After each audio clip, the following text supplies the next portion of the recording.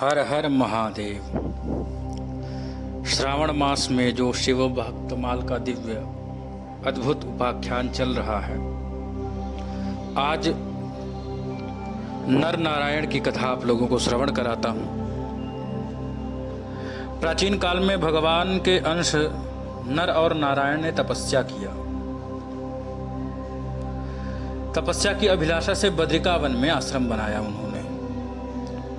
भगवान शंकर से प्रार्थना किया कि आप इस पार्थिव लिंग में विराजमान हो। यह प्रार्थना भगवान शिव जी ने स्वीकार कर ली और नर नारायण निर्मित लिंग में प्रविष्ट होकर उसमें निवास करने लग गए।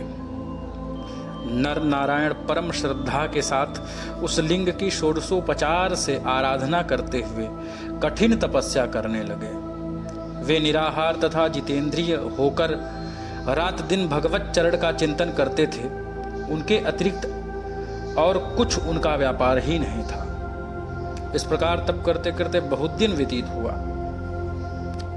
तब श्री आशुतोष भगवान प्रकट होकर के बोले कि हे नर नारायण, मैं आप दोनों से अत्यंत प्रसन्न हूँ। आपकी तपस्या को देख करके मेरा हृदय गदगद हो गया है। जो भी इच्छा हो आपकी वह वरदान मांगो आप, मैं बहुत प्रसन्नता पूर्वक दूंगा।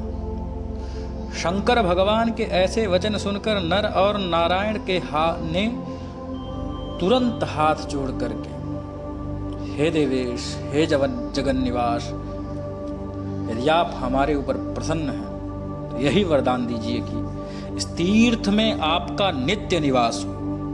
आप अपने रूप से इस क्षेत्र में रहते हुए भक्तों की पूजा स्वीकार करें और उन्हें संसार बंधन से मुक्त कराएं। भगवान सदाशिव ने उनकी प्रार्थना स्वीकार कर ली और ज्योतिष स्वरूप होकर स्वयं उस तीर्थ में निवास करने लग गए। यह ज्योतिर्लिंग केदारेश्वर के नाम से विख्यात हुआ। उस स्थान पर जाकर अनेक देवता और असंख्य मुनियों ने भगवान की आराधना की और अभिलाषित फल पाया। एक बार पांडव लोग इस पवित्र बद्रिकाश्रम में गए।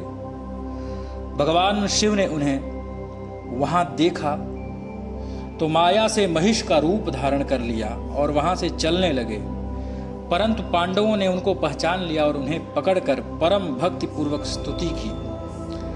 उनकी भावमयी स्तुति सुनकर भक्तवत्सल भगवान प्रसन्न हो गए, अपना रूप धारण कर प्रकट हुए। भगवान ने कहा कि मैं तुम लोगों से अनंत प्रसन्न हूं। तुम्हें जो वरदान मांगना है पांडवों, मांगो। पांडवों ने भगवान की स्तुति करके उनसे अनेक वर प्राप्त किए और संसार में अनेक प्रकार के सुख भोग कर अंत में परम पद प्राप्त हो, इसकी प्रार्थना भी किया उन्होंने। केदारेश्वर हरिद्वार से 164 मील पर कोटेश्वर महादेव है, केदारेश्वर के क्षेत्र में। इन केदारेश्वर के दर्शनों के लिए अब भी असंख्य स्त्री पुरुष जाते हैं। योगियों की सिद्धि का तो यह प्रधान स्थान है ही। यहाँ पर पिंडदान करने से पितरों का उद्धार होता है। इनके पूजन का महात्म्य स्कंद पुराण में बड़ा विस्तृत है, इसलिए अवश्य ही इसका अद्भुत यात्रा करना चाहिए। यह पूजयति केदारम स गच्छेत् शिव मंदिरम तस्मिन् तीर्थे नरम स्नात्वा पितॄनुद्दिश्य भारत ददाति श्राद्धं विधिवत तस्य प्रीता पितामहः। पितर दोष से निवृत्ति पाने के लिए, पितरों को संतुष्टि देने के लिए इस तीर्थ में स्नान करना महत आवश्यक है। हर हर महादेव।